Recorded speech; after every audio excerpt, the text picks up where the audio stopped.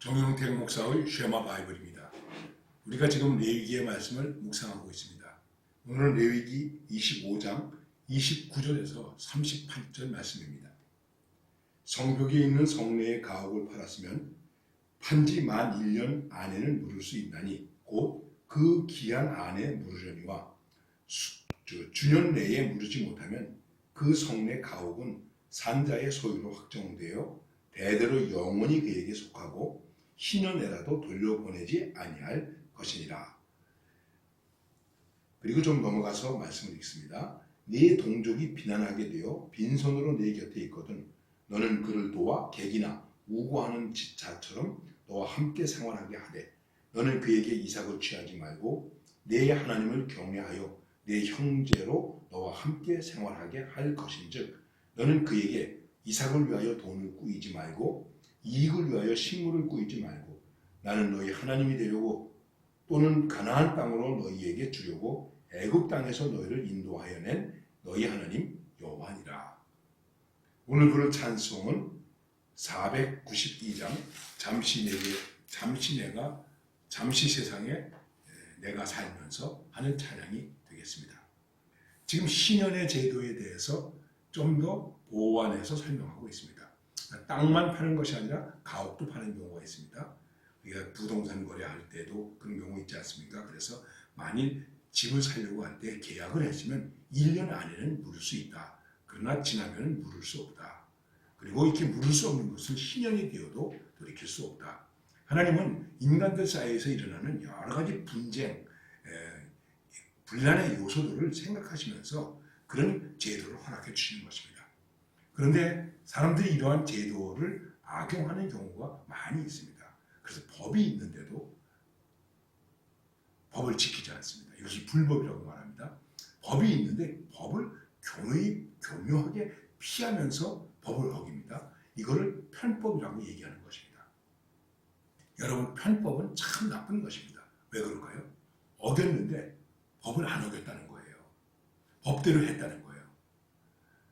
지금 우리가 사는 이 사회 속에 많은 소송의 문제들이 있는데 그 가운데 보면 그런 일들이 많이 있습니다. 아주 교묘하게 편법으로. 제가 어떤 변호사님에게 들은 얘기인데 편법은 불법보다 더 나쁘다. 편법을 행할 수 있는 사람들이 누굴까요? 가난한 사람일까요? 없는 사람일까요? 배우지 못한 사람일까요? 아니죠. 법을 잘 아는 사람이에요. 법을 잘 이용해서 불법을 행해놓고 우리는 법대로 했다는 거예요. 참 부끄러운 일이죠. 이런 일들이 교회 안에서도 있습니다. 교단에서도 있습니다. 우리가 깊이 반성해야 될 문제입니다. 그래서 오늘 말씀 속에서 드리는 핵심은 이것입니다. 지난번에도 말씀을 드렸는데, 자, 우리 이웃에 가난한 형제가 있다고 하자. 그와 함께 더불어 살아야 되지 않겠느냐? 그 사람으로부터 대가를 바라지 마라. 너무 돈 받고 양식 팔지 마라. 이자 같은 거 받지 마라. 이런 것을 얘기하고 있는 것입니다. 그럼 우리는 뭘 먹고 사나? 이렇게 생각할 수도 있겠죠.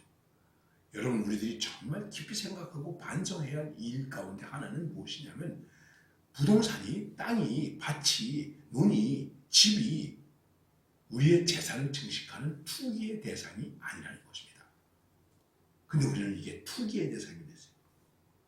그래서 재산을 증식하는 방식이 되었기 때문에 땅값이 많이 올라가고, 그러니까 가난한 사람은 어떻게 되겠습니까? 그냥 가난할 수밖에 없는 것 아니겠습니까? 지금 이제 하마스와의 전쟁, 주변 국가와의 전쟁 관계 때문에 매우 어려운 형편에 있는 이스라엘이 있습니다. 자, 이스라엘이 옳으냐 그르냐, 또 하마스나 아랍권이 옳으냐 그르냐, 이런 것을 얘기하려고 하는 것은 아닙니다. 이스라엘은 국가의 땅은 개인이 소유할 수 없습니다. 왜? 개인이 투기하거나 그럴 수 없기 때문에. 이 공산주의 나라도 그렇게 합니다. 땅은 개인이 소유할 수 없습니다. 그래서 땅을 가지고 투기할 수가 없는 거예요. 이 제도에 대해서 좋으냐 나쁘냐를 얘기하기는 어렵습니다만은 이스라엘은 바로 이 성경의 근거에서 그렇게 하는 것입니다. 그러니까 우리가 가지고 있는 것처럼 땅 투기가 없는 거예요. 아, 여기 전철이 들어올 때 있는 땅 사놓으세요. 이쪽에 전투에 들어가겠구나. 고급 공무원이 그 정보를 미리 알아가지고 미리 땅을 사놓고 그 다음에 전투에 들어가면 땅값 오르고 땅 팔아서 부자가 되고, 그래서 나중에 또 뭐 청문회 같은 걸 하고 했니 안 했니 잘못했니 잘했니 이러고 옥신각신하고 있지 않습니까? 다 편법을 행한 것들이죠. 그래서 오늘 말씀 속에서 우리가 신앙적으로 깊이 생각할 것은, 우리는 이 땅에서 나그네로 살아간다. 우리의 토지나 우리의 가옥이 요즘과 같은 투기의 대상이 되거나 자기 치부의 수단이 되어서는 안 된다 하는 것을 말씀하는 것입니다.